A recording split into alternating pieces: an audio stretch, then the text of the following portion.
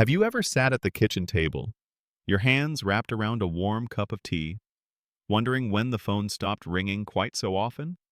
Or looked at the family group chat, scrolled through all the messages, and realized not a single one was meant for you? If so, you're not alone, and you're certainly not imagining things. Many people over 60, people who've raised children, helped grandkids take their first steps, given and given for decades, wake up one day feeling like they've somehow become invisible. Not because they've changed, but because the way others treat them has. It's a quiet ache, isn't it? That feeling of being left behind, passed over, or just overlooked. You still love your family. Of course you do. But somewhere along the way, it feels like they forgot who you really are. And worse, they stopped treating you with the same respect you once knew. But here's something important. Respect doesn't disappear forever. And you don't have to argue, shout, or guilt anyone into giving it back. In fact, the most powerful ways to restore respect are quiet, calm, and completely in your control. In this video, we're going to talk about 6 powerful ways you can regain your family's respect, without confrontation, without drama, and without pretending to be someone you're not. It's not about pushing people away or making demands. It's about reconnecting with your strength, your presence, and your worth in a way that people can't help but notice. Let's take a look at the first one. Let me ask you something. When was the last time you said no and meant it? For a lot of us, especially in families, we fall into the habit of saying yes to everything. Babysitting, loaning money, keeping quiet when something doesn't sit right. And we do it out of love, at least at first. But over time, that yes becomes automatic. And before you know it, people stop asking and just expect. Setting quiet boundaries is one of the strongest things you can do. Not loud, not angry, just firm and clear. When you say, "I'm not available that day," or "I'd prefer not to lend money right now," you're not being difficult. You're showing that your time, energy, and resources matter. That you're not just a convenient option, but a person who gets to choose. And here's the beautiful thing. People might resist at first, but deep down, respect grows when they see you respecting yourself. It's not about cutting anyone off. It's about drawing a gentle line that says, "I love you, but I also love me." Now, here's something else that might surprise you. One of the most overlooked ways to shift how people treat you is how you speak about yourself, especially when you're around them. Have you ever noticed how easy it is to make yourself the punchline? "I'm getting too old for this," or "Don't mind me, I'm just the old timer." It's meant to be lighthearted, a joke. But what starts as humor often turns into a label others believe and treat you by. Try this instead. Speak about yourself the way you want to be seen. Confident, capable, growing. That doesn't mean pretending to be someone you're not. It just means giving yourself credit out loud. Say things like, "I've learned a lot in my years," or "I'm proud of how I handled that." When your family hears you own your story with pride instead of self-deprecating humor, it shifts how they see you. Words are powerful. And the ones you say about yourself? Even more so. Let me give you an example. A woman named Teresa wrote to me once, saying her grandchildren had started making fun of her memory lapses. At first, she laughed along with them. "I'm getting old," she'd say. But deep down, it stung. So she started gently correcting them. "Actually, I remember a lot. I just take my time now." She started telling stories about her younger years, how she used to work 2 jobs and raise 3 kids. Slowly, the teasing stopped. And something else happened. The kids started listening. That's the shift we're looking for. Not with a raised voice, but with steady truth. The third thing that makes a quiet, lasting difference is reconnecting with a sense of purpose beyond your family roles. When your children were young, or your partner needed you, your value was clear. You were the caregiver, the fixer, the one holding it all together. But now, with the kids grown and the house quieter, it's easy to feel like your job is done, and that's where many people begin to feel forgotten. But here's the truth. Purpose doesn't retire. You are still a well of stories, skills, and wisdom. The key is finding something, however small, that lights you up again. Maybe it's volunteering at the library. Maybe it's organizing a neighborhood project. Maybe it's just starting that little herb garden you've thought about for years. The moment you start living from your own joy, people notice. You become more than mom or grandpa. You become someone who inspires, someone they want to be around, not because they need something, but because you glow with life again. I remember a man named Carl who shared his story with us. After his wife passed, he fell into a deep rut. His adult children called less. He felt invisible. Then one day, he dusted off his old guitar and joined a local jam group at the senior center, just once a week. But it changed everything. His mood lifted, his kids noticed.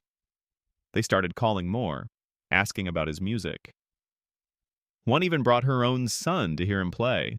That's the power of living from your spark. It makes people see you differently. And more than that, it makes you feel alive again.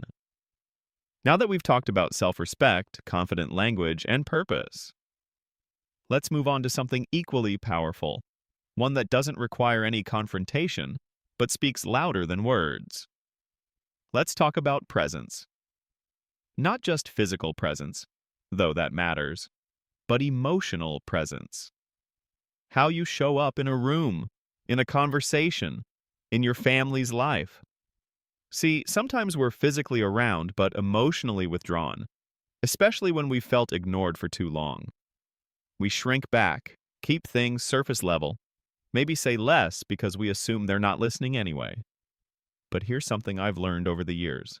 When you take up space, not loudly, not forcefully, but intentionally, you become impossible to ignore.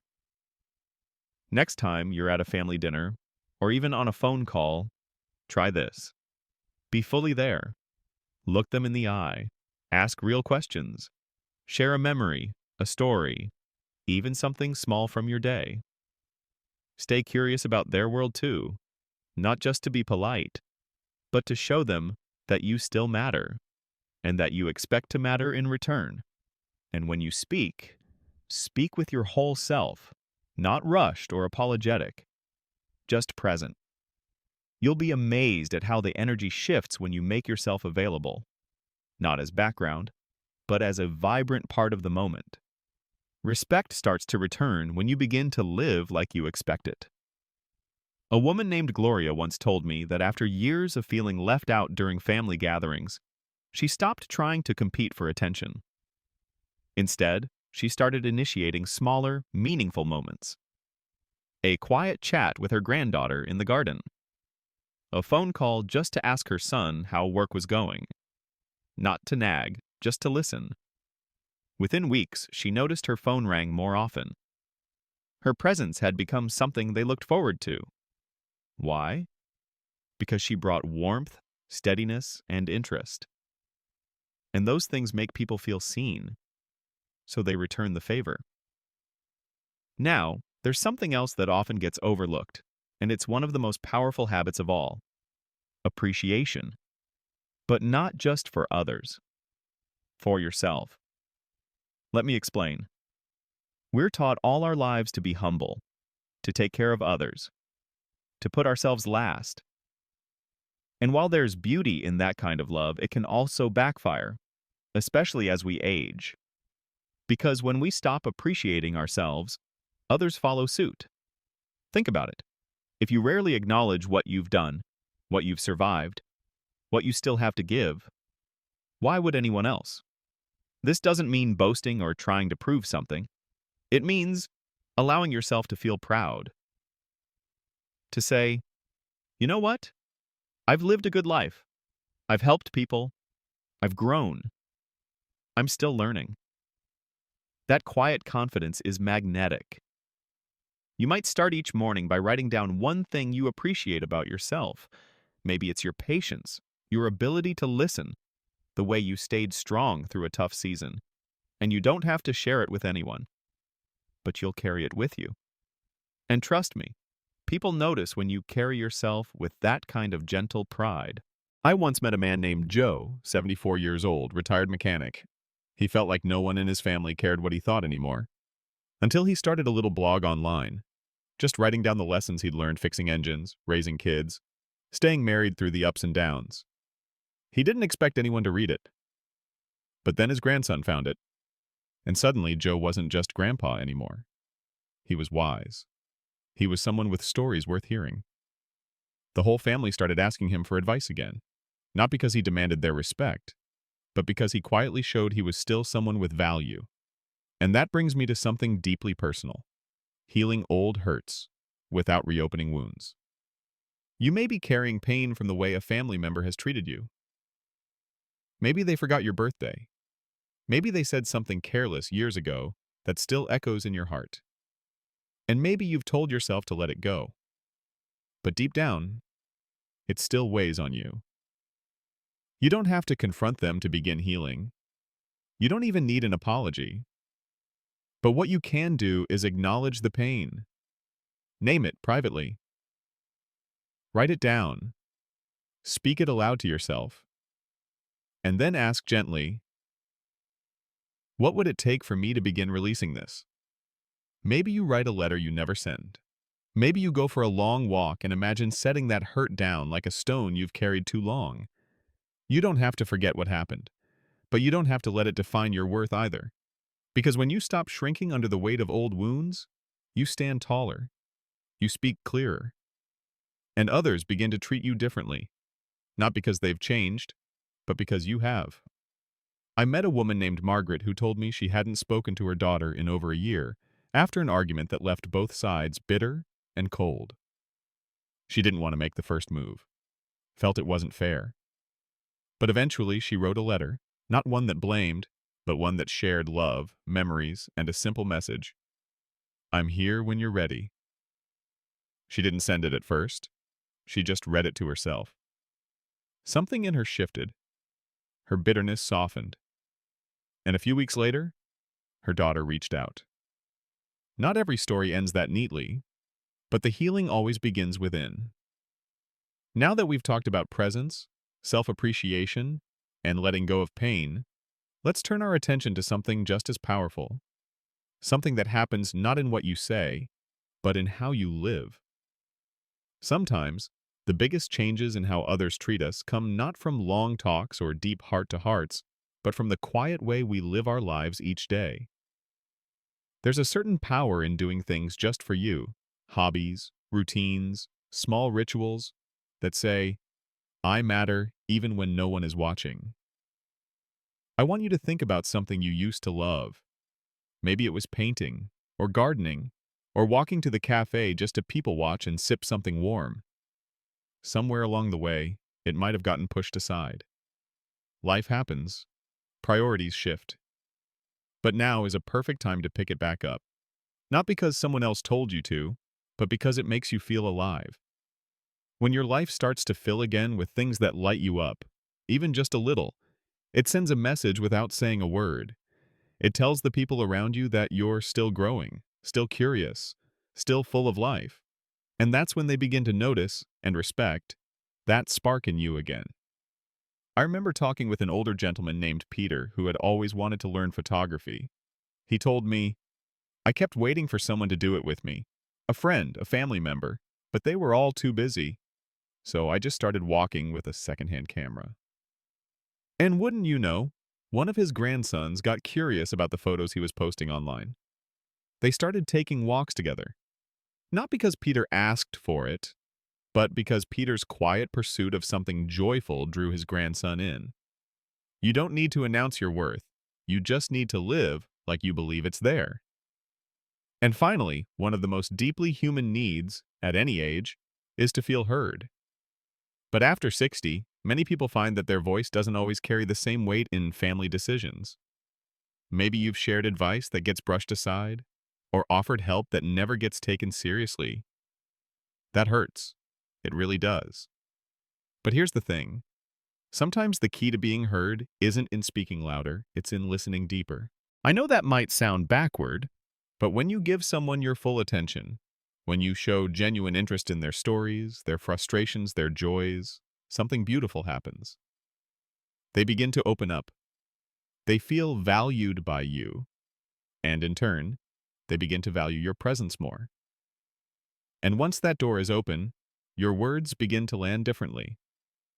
Not as noise in a busy day, but as wisdom worth listening to.